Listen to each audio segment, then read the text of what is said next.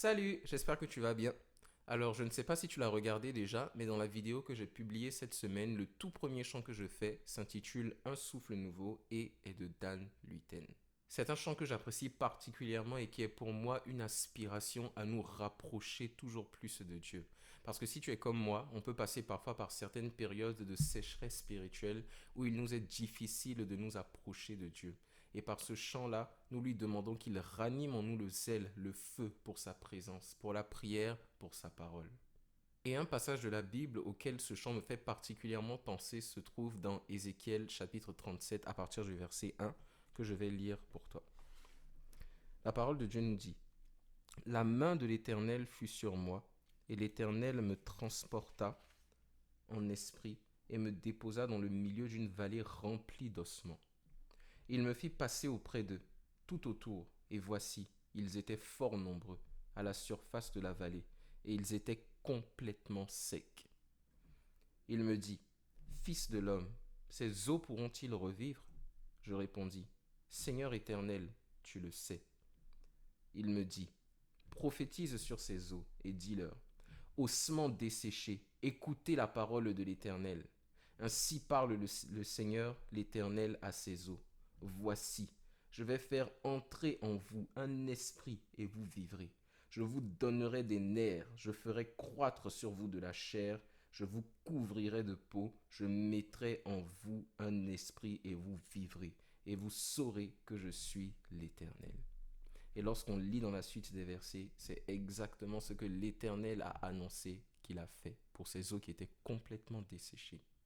Et donc dans ce passage d'Ézéchiel, on voit que l'Éternel montre une vision au prophète où on voit des eaux à perte de vue, des ossements qui étaient, comme la parole nous le dit, complètement secs. Et la parole de Dieu nous précise cela de sorte à ce que nous puissions nous rendre compte que lorsqu'on regardait ces eaux-là d'un point de vue humain, il était clair que c'était difficile pour nous de concevoir que ces eaux pouvaient revivre. Ils étaient déjà arrivés à un stade où il n'y avait pratiquement plus rien à faire. Et au fond, il s'agissait dans ce passage d'une image de l'état spirituel d'Israël. Pendant longtemps, et malgré les avertissements que Dieu a donnés à plusieurs reprises à son peuple au travers de ses prophètes, le peuple s'est entêté dans la désobéissance et cela a eu pour résultat leur mort spirituelle, c'est-à-dire l'éloignement d'avec Dieu, la mort physique même de plusieurs d'entre eux et la perte de leur héritage. Ça a duré tellement longtemps qu'on pourrait même se demander s'il y a encore de l'espoir pour eux, s'il est possible qu'ils puissent revenir vers Dieu après avoir désobéi pendant si longtemps. Et même le prophète, à un certain moment, Dieu lui a posé la question en lui disant: Fils de l'homme, ces eaux pourront-ils revivre? Et on peut voir qu'il a eu une réponse assez quand même mitigée, qui ne voulait pas nécessairement dire grand-chose. Il a dit: Seigneur, tu le sais. Et au travers de ce passage-là, le Seigneur veut nous montrer que malgré l'entêtement d'Israël, pour ceux qui étaient encore là, il était encore possible pour eux de revenir vers Dieu.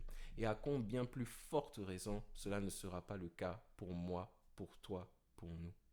Il peut nous arriver des périodes pendant lesquelles, pour toutes sortes de raisons, notre flamme pour Dieu diminue. Ça peut être à cause des occupations de la vie, le travail, les études, à cause de toutes sortes de distractions et même parfois le péché. Mais peu importe ce qui a bien pu se passer, l'Éternel est toujours auprès de nous et il est prêt, il nous attend, il désire que nous puissions revenir vers lui, courir vers lui, être plus proche de lui même que nous ne l'avons été par le passé. Et cela ne se fera pas uniquement par nos propres forces. Nous devons premièrement avoir ce désir-là, mais également le demander ardemment à Dieu dans la prière et d'un cœur sincère. Je crois que ce passage nous apprend également l'importance de la persévérance dans ce genre de processus.